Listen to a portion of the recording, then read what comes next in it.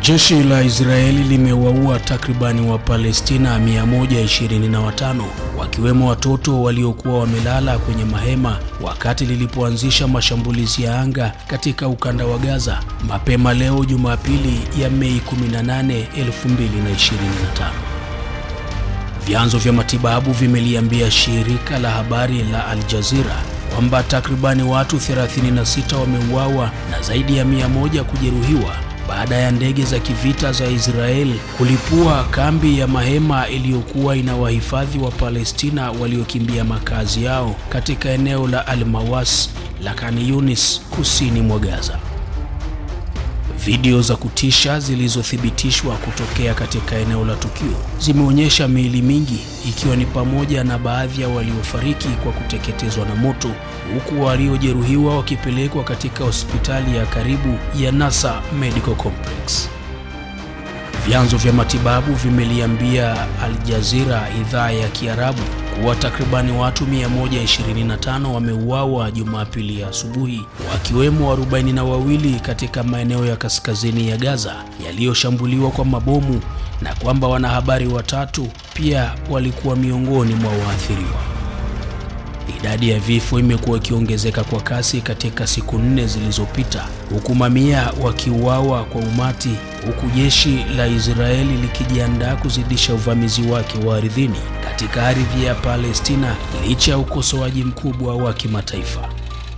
Hamas katika taarifa yake mapema leo Jumapili imesema kwamba mashambulizi dhidi ya Wapalestina waliokimbia makazi yao huko Khan Yunis yameashiria uhalifu wa kikatili ambao ulikuwa ukikiuka wazi sheria na kanuni za kimataifa.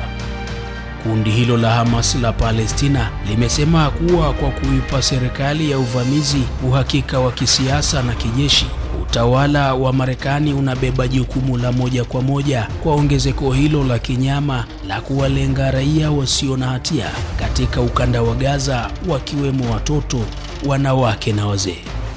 Katibu mkuu wa Umoja wa Mataifa Antonio Guterres amelaani operesheni ya Israeli inayopanuka huko Gaza, akisema kuwa ameshitushwa na mipango iliyoripotiwa na Israel ya kupanua shughuli za ardhini zaidi.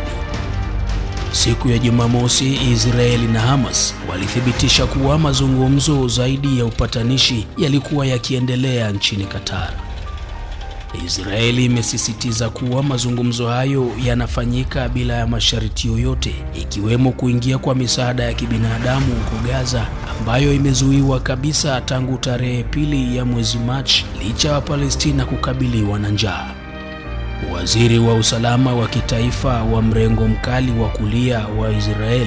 Itamar Ben-Gvir, mapema leo Jumapili ametoa wito kwa Waziri Mkuu Benjamin Netanyahu kuiondoa timu ya mazungumzo kutoka kwa mazungumzo ya amani huko Doha na kuacha kabisa kutia saini makubaliano yoyote na kundi la Hamas.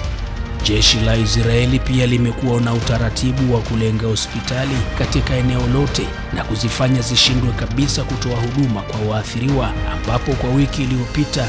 imesambaratisha kabisa hospitali 2. Wizara ya Afya ya Gaza inayoendeshwa na Hamas imetangaza katika taarifa yake ya leo Jumapili kuwa jeshi la Israel limezingira hospitali ya Indonesia kaskazini mwa Gaza tangu alfajiri. Taarifa hiyo imeeleza kwamba mzingiro wa kijeshi wa Israel kwenye hospitali hiyo umesababisha hali ya hofu na machafuko kuenea baina ya wagonjwa, waliojeruhiwa na wafanyakazi wa matibabu kama matokeo ya mashambulio hayo na kuzuia kabisa huduma za kimatibabu.